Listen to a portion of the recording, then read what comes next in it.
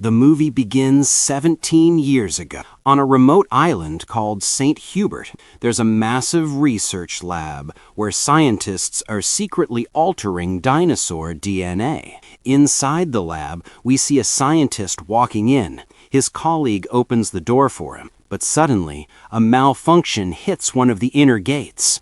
The alarm blares. Everyone panics. Scientists rush out in fear, but one man gets trapped behind the closing steel door. His colleague desperately tries to help, but fails. Through the glass, she sees a terrifying shadow rising behind him.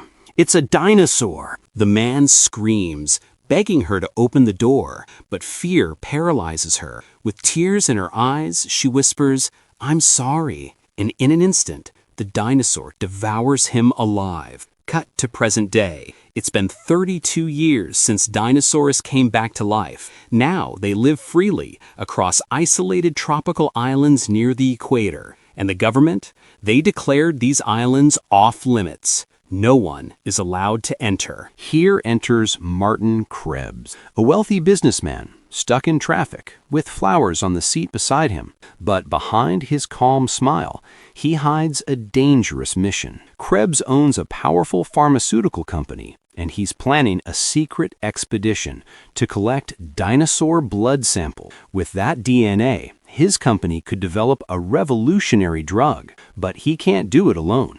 So he seeks the help of Zora Bennett, a fearless ex-Special Forces operative. When Krebs first tells Zora about the islands, she doesn't care.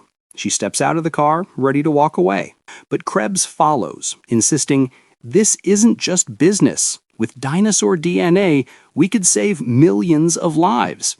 Still, Zora shows no interest, until Krebs mentions money. Not just money, a reward with 7 zeros. Enough to make her rich for life. Zora smirks and accepts immediately. Next stop, the Dinosaur Museum. They meet Dr. Henry Loomis, a paleontologist and dinosaur expert. Krebs had already told him about the mission. Henry explains the plan. They need 3 samples, from a marine dinosaur, a plant eater, and a flying predator. Those samples could change medicine forever. But Henry is shocked to hear that Krebs wants to go himself. He protests, "This is too dangerous. I thought I was only advising." Zora steps in, teasing him. "You've studied dinosaurs your whole life, but never seen one up close. This is a once-in-a-lifetime adventure." Henry hesitates, but his passion for dinosaurs wins. He agrees to join. The team now needs one more member, Duncan Kincaid, a former Navy officer. At first, he refuses. Too risky, a suicide mission. But Zora knows how to push his buttons. She challenges him. "Fine, I'll keep the team safe without you. Unless, of course, you're just a coward." Duncan clenches his jaw. Her words sting. Finally, he agrees, but with conditions. They'll use his boat, and his right-hand man Bobby will handle security. Krebs agrees, and so the crew is complete. Soon they set sail across the endless ocean. Captain Ruben Delgado and his assistant Nina guide the vessel. Inside the control room, Krebs lays out the mission. They're heading straight toward the forbidden equatorial islands. Bobby reveals their weapons, rifles loaded with neurotoxin rounds. Strictly for defense, he says, but Henry snaps. "We're here to study them, not kill them." Bobby shrugs, calm but cold. "Relax, Professor. We'll only use them if we have to." Henry shakes his head, clearly uneasy. The camera drifts away from their boat and onto another vessel. A mysterious ship lurking in the same waters, heading in the very same direction. Meanwhile, we cut to another boat. A family is on a sailing trip. The father, Ruben, is chatting with his little daughter, Eliza. Soon, his older daughter, Teresa, wakes up and joins them, followed by her boyfriend, Javier. But Teresa notices something strange, a fin slicing through the waves. She stares in horror. It's a massive marine dinosaur. The beast slams into their boat, flipping it upside down. The family clings to the wreck, terrified, floating in open water. They send out a desperate distress call through the radio. The next morning, Krebs' team hears the SOS message. The stranded family is only miles away, but Krebs and Bobby don't want to change course. Krebs insists, someone else will hear it. Let's stay on mission. Zora pushes back. We can't just leave them. We have to help. The debate ends when Duncan steps up. His voice is firm. We're going. We save them. Cut to the family, still clinging to their overturned boat. When they see the rescue vessel approaching, their faces light up with hope. Inside the control room, the survivors explain everything, how a marine dinosaur destroyed their ship. They overhear the team talking about their mission, but don't understand it. Krebs avoids details, only saying, we're just collecting a few things from the island, then heading back. Suddenly, the giant marine predator resurfaces. This time, Zora sees her chance. She grabs the dart rifle loaded with a syringe. 10 meters away, she fires. Miss! Another one, she yells. Henry hands her a second dart. The dinosaur lunges closer. Zora fires again. Bullseye! The syringe fills with precious blood, then ejects back into the air. They catch it. The team cheers. First sample secured. Later, Henry pulls Zora aside. He warns her, don't fool yourself. Once Krebs makes this drug, it won't be for everyone. Only the rich will get it. Zora exhales, almost cold. I don't care. It's not my job to worry. I just want my cut. Moments later, more marine dinosaurs circle the boat. Bobby recklessly opens fire even though there's no threat. One of the creatures retaliates, dragging him into the sea. He disappears beneath the waves. The others speed toward shallow waters near the rocks. Duncan pushes the engine hard, trying to lose the dinosaurs. But the rocks are dangerous. They could wreck the boat. Reuben shouts at his daughter Teresa, "Go, send a distress call." She rushes into the cabin, but Krebs blocks her path. This mission is secret. No one can know. Teresa struggles against him. She slips, dangling off the edge of the boat, clinging for life. She screams for Krebs to help. He doesn't move, cold, silent. Reuben sees his daughter falling. Javier leaps into the water to save her. Then Reuben jumps in with Eliza in his arms. The boat is moments from smashing into the rocks. Duncan stays at the wheel, steering it all the way to shore. In the water, Teresa gasps to Javier, "Krebs tried to kill me. He left me to die." Soon, they reunite with Reuben and Eliza. The family embraces, alive but shaken. Meanwhile, Krebs drags himself out of the water, furious but alive. Zora and Henry also survive the attack, barely making it to the beach. The team is battered, but the mission is far from over. A few moments later, on the beach, a massive dinosaur suddenly attacks Nina, the captain's assistant. It drags her into the water while Duncan watches in shock, frozen as she dies right in front of him. Meanwhile, the Robin family enters a cave on the island, finding a breathtaking view. At the same time, Krebs finally tells the team the truth. This island is called St. Hubert. Years ago, it had a secret lab where scientists experimented with dinosaur genetics. But things spiraled out of control. The dinosaurs escaped. The government abandoned the island, leaving it to the creatures. The team is furious at Krebs for hiding this, but Zora insists they push forward. She wants that reward, no matter what. So they follow her to collect the remaining 2 samples. As they move deeper into the island, they hear the heavy sounds of giant herbivores. Zora and Henry get ready with their syringes. Henry, fascinated, steps closer, actually touching the dinosaur's leg in awe.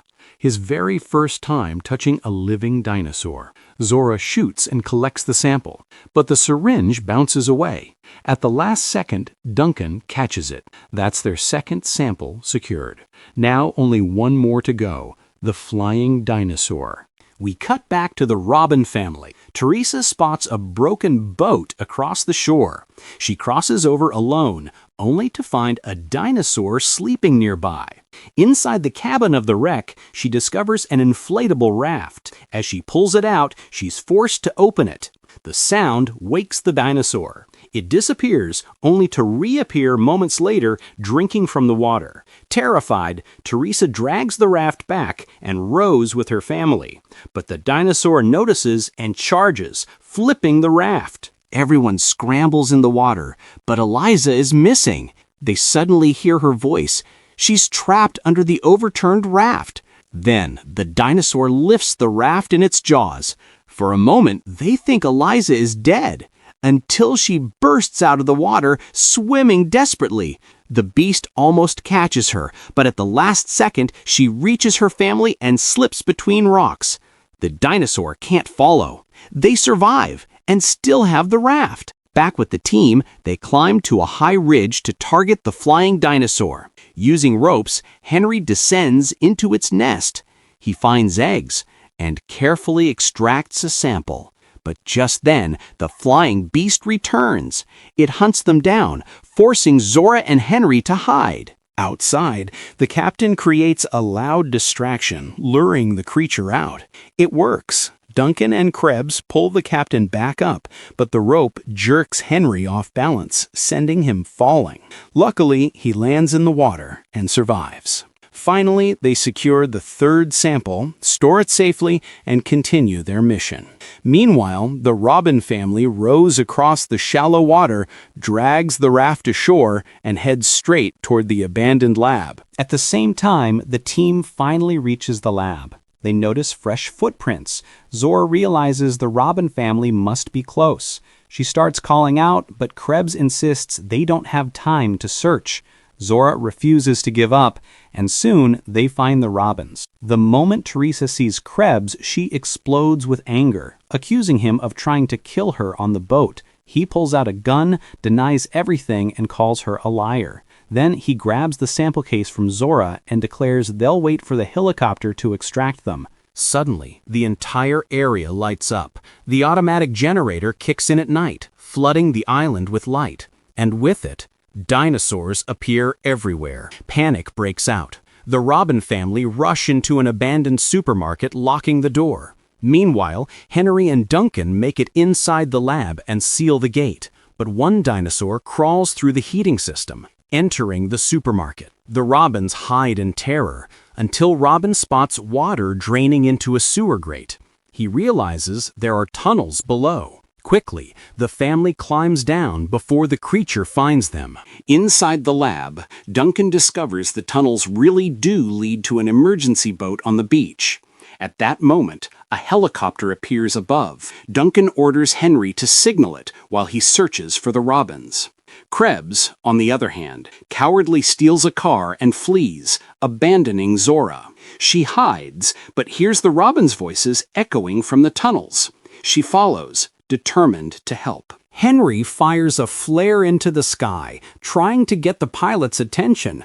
But as the helicopter descends, a dinosaur ambushes and destroys it. Moments later, Duncan hears his children's voices in the tunnels. He and Henry rush down and reunite with the family. Duncan explains that the tunnels lead to the emergency boat. Zora soon catches up, shooting a dinosaur that was chasing them, giving the group a chance to escape. They reach a massive gate, but it's locked. Little Eliza squeezes through the bars and unlocks it from the outside. Just then, a giant dinosaur appears, but doesn't notice her. At the same time, Krebs arrives in his stolen car. The dinosaur spots him, charges, and devours him. Zora quickly grabs the case of samples, and the group runs toward the boat. But danger strikes again. The beast lunges at Eliza. Duncan lights another flare, distracting it. He leaps into the water, drawing the monster away so the others can escape. The family and Zora board the emergency boat, fire it up, and sail away, finally free. Zora mourns Duncan, believing he sacrificed himself, but suddenly a flare shoots into the sky. They realize he's still alive. They spot him floating in the water, rescue him, and bring him aboard. As they sail away from the cursed island, Zora asks Henry who they should deliver the samples to. Henry leaves the choice to her. With determination, Zora decides the samples should belong to the world, not to a private corporation like Krebs's. Knowledge should be shared with everyone. In that final moment, a pod of dolphins swims alongside their boat. The survivors smile with relief and joy. They've made it out alive, and the story ends.